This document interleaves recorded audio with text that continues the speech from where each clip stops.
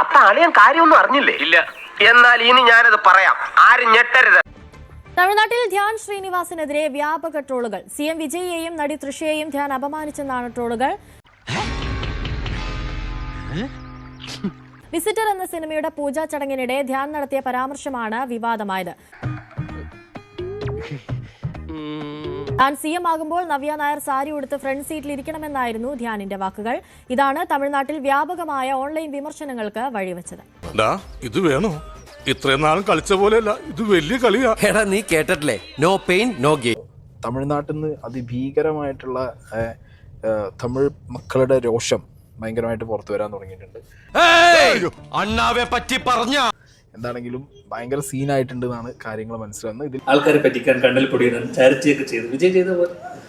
എടാ നീ എന്തിനാണ് റോട്ടിൽ കൂടെ പോണ ഏണിയൊക്കെ പിടിക്കണത്? നാട്ടുകാരെ കൊണ്ട് പറയിപ്പിക്കാൻ വേണ്ടിയിട്ട്. ഇതിൽ തൃശ്ശൂരെ കുറിച്ച് പറയുന്നുണ്ട്, വിജയെ കുറിച്ച് പറയുന്നുണ്ട്, അങ്ങനെ പറഞ്ഞിട്ട് പോവാണ്. ഞാൻ CM ആയി സത്യപ്രതിജ്ഞ ചെയ്യുന്ന ദിവസം സാരി എടുത്ത് ആ ഫ്രണ്ട് റോ കണ്ണു നിറഞ്ഞുകൊണ്ട് ഹസ്ബി ഉണ്ടാവും. ആക്ച്വലി ധ്യാന്റെ ഒരു സംസാര രീതിയും ധ്യാന്റെ ഒരു സർക്കാസും ഒക്കെ എന്താന്നുള്ളത് മലയാളികൾക്ക് അറിയാം. അതുകൊണ്ട് വലിയ നേട്ടമൊന്നും നിങ്ങൾക്ക് ഉണ്ടാവില്ല. നിങ്ങളോട് പറഞ്ഞതൊക്കെ സത്യമായിരിക്കുമെന്ന് എനിക്കറിയാം. ഇതിപ്പോ തമിഴന്മാർക്ക് അറിയുന്നില്ലല്ലോ. നിന്റെ പരിപാടി തീർത്ത് തരാടാ ഞാൻ. ഇനിയിപ്പോ ഈ തമിഴ്നാടിന്റെ ബോർഡർ കിടക്കാൻ പറ്റുന്നില്ല. കേരളം വിട്ട് തമിഴ്നാട്ടിലേക്ക് പോകണമെങ്കിൽ രേശം പാടായിരിക്കും. ധ്യാനം എന്നുള്ള രീതിക്ക് കാര്യങ്ങൾ മാറോ ഇല്ലെന്ന് നമുക്ക് അറിയാൻ പാടില്ല. നിന്റെയൊക്കെ അഭ്യാസം ഈ തമിഴ്നാട്ടിലല്ലാതെ നടക്കൂ. ധൈര്യം ഉണ്ടെങ്കിൽ ഇന്ത്യയിലേക്ക് വാടാ. അപ്പ കാണിച്ച ഉമ്മച്ചൻ ആരാണെന്ന്.